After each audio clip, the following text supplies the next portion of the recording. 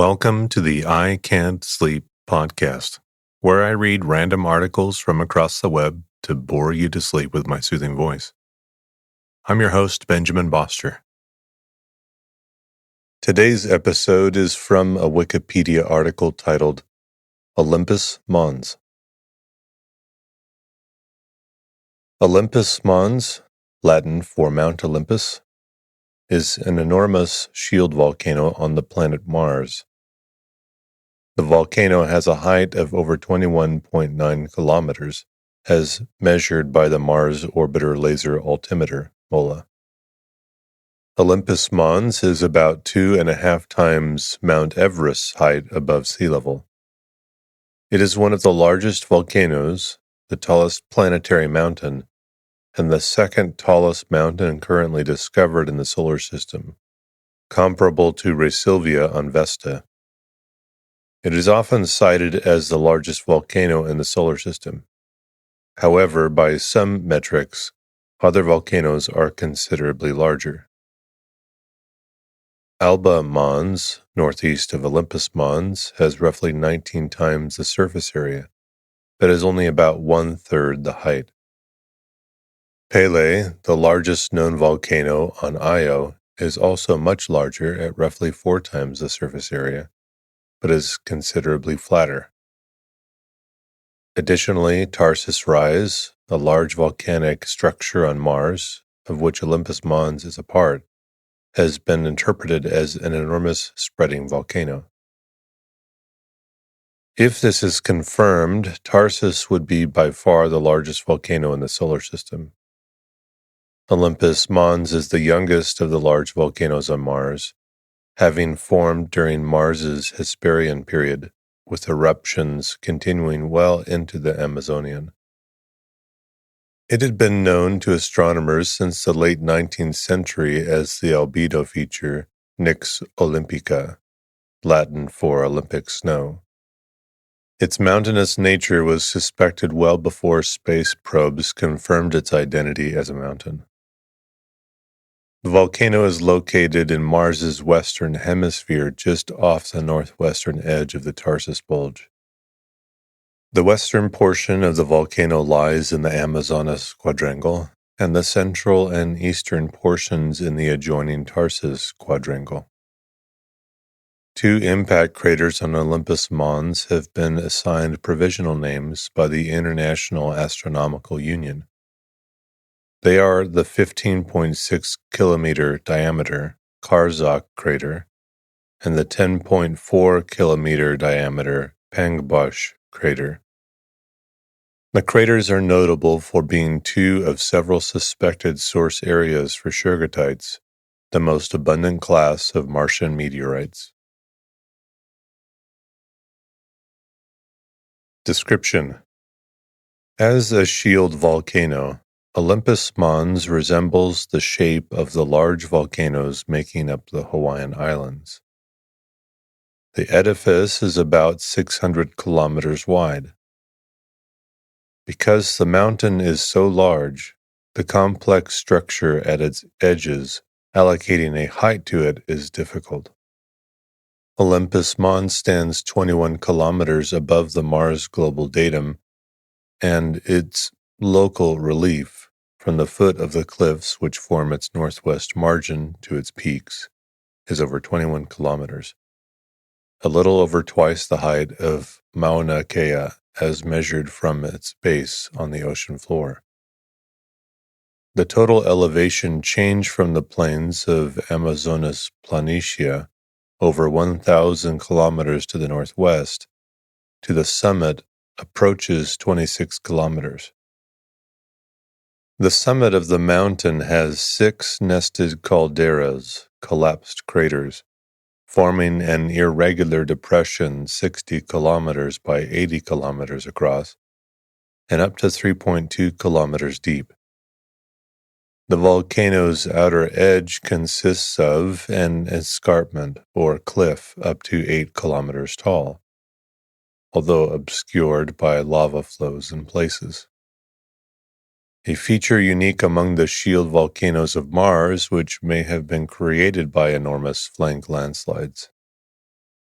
Olympus Mons covers an area of about 300,000 kilometers squared, which is approximately the size of Italy or the Philippines, and it is supported by a 70-kilometer thick lithosphere. The extraordinary size of Olympus Mons is likely because Mars lacks mobile tectonic plates.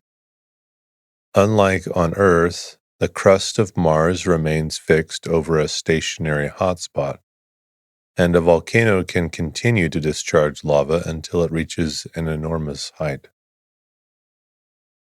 Being a shield volcano, Olympus Mons has a very gently sloping profile. The average slope on the volcano's flank is only 5 degrees. Slopes are steepest near the middle part of the flanks and grow shallower toward the base, giving the flanks a concave upward profile. The shape of Olympus Mons is distinctly asymmetrical. Its flanks are shallower and extend farther from the summit in the northwestern direction than they do to the southeast. The volcano's shape and profile have been likened to a circus tent, held up by a single pole that is shifted off-center.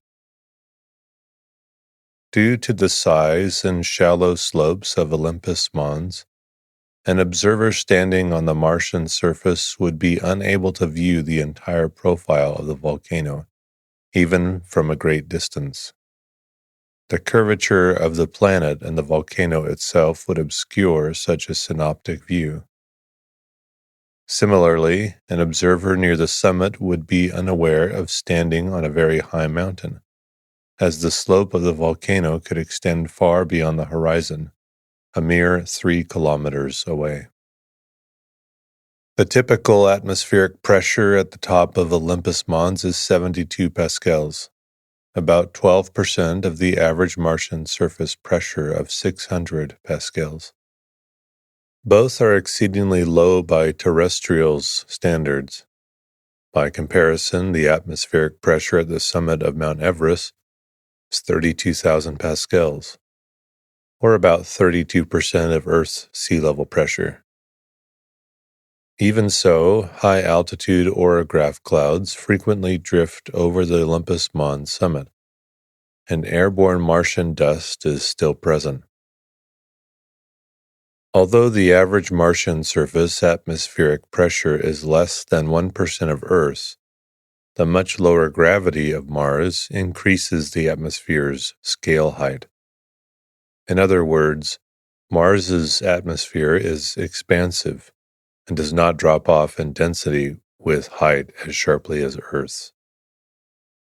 The composition of Olympus Mons is approximately 44% silicates, 17.5% iron oxides, which give the planet its red coloration, 7% aluminum, 6% magnesium, 6% calcium, and particularly high proportions of sulfur oxide with 7%.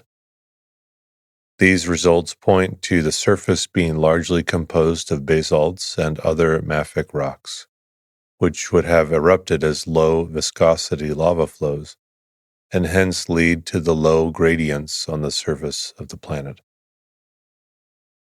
Olympus Mons is an unlikely landing location for automated space probes in the near future. The high elevations preclude parachute-assisted landings because the atmosphere is insufficiently dense to slow the spacecraft down. Moreover, Olympus Mons stands in one of the dustiest regions of Mars. A mantle of fine dust obscures the underlying bedrock, possibly making rock samples hard to come by, and likely posing a significant obstacle for rovers. Geology.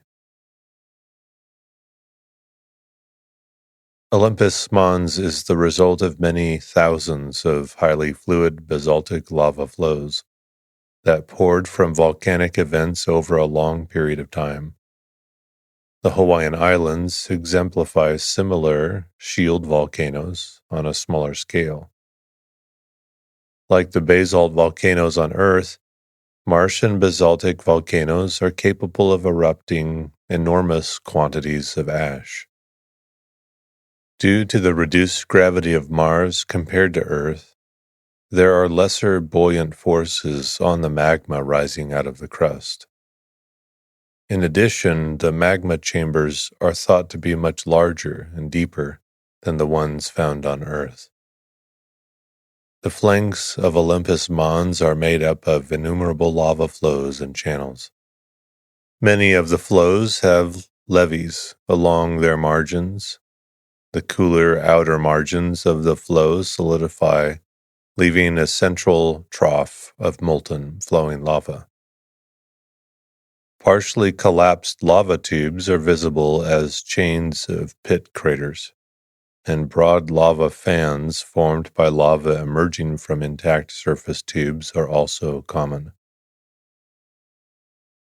In places along the volcano's base, solidified lava flows can be seen spilling into the surrounding plains, forming broad aprons and burying the basal escarpment. Crater counts from high-resolution images taken by the Mars Express orbiter in 2004 indicate that lava flows on the northwestern flank of Olympus Mons range in age from 150 million years old to only 2 million years old. These ages are very recent in geological terms, suggesting that the mountain may still be volcanically active, though in a very quiescent and episodic fashion. The caldera complex at the peak of the volcano is made of at least 6 overlapping calderas and caldera segments. Calderas are formed by roof collapse following depletion and withdrawal of the subsurface magma chamber after an eruption.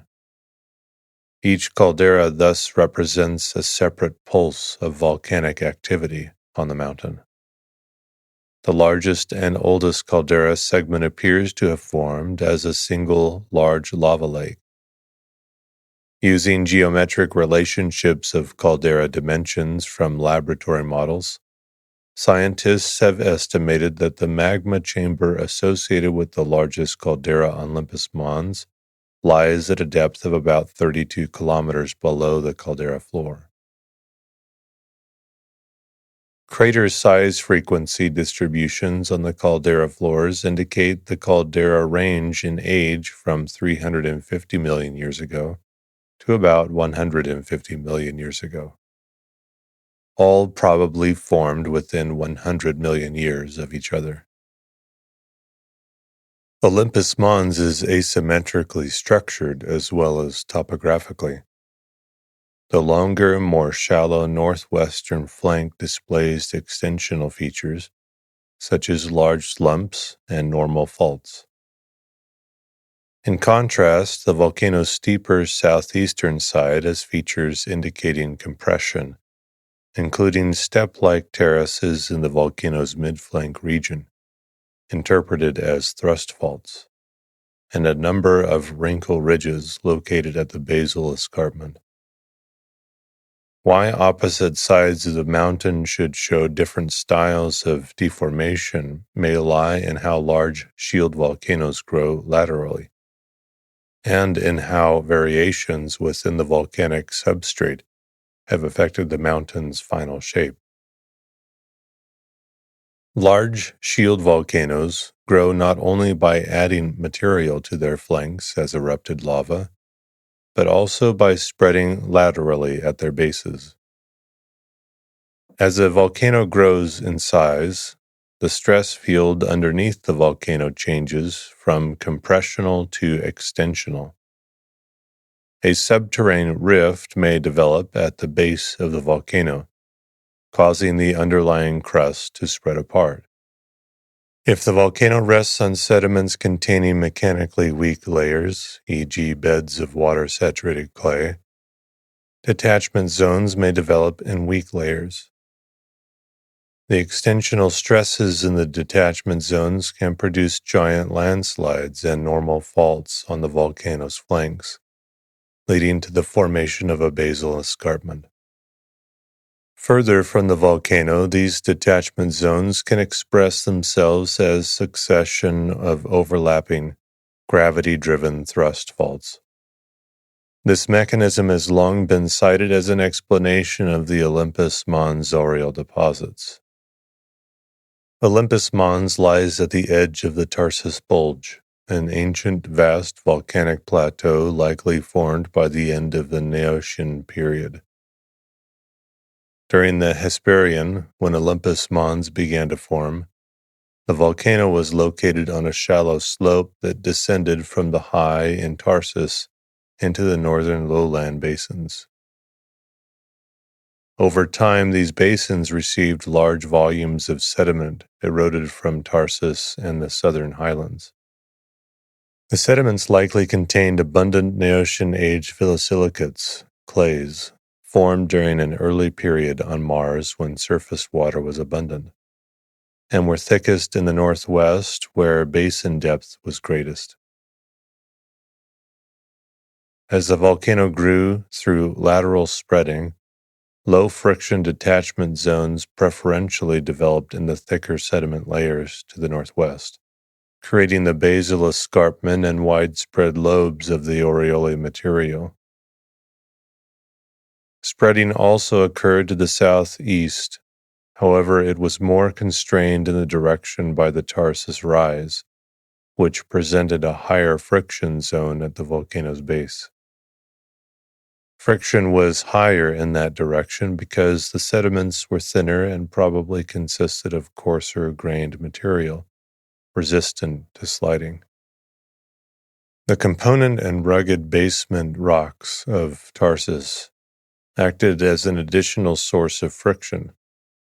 This inhibition of southeasterly basal spreading in Olympus Mons could account for the structural and topographic asymmetry of the mountain.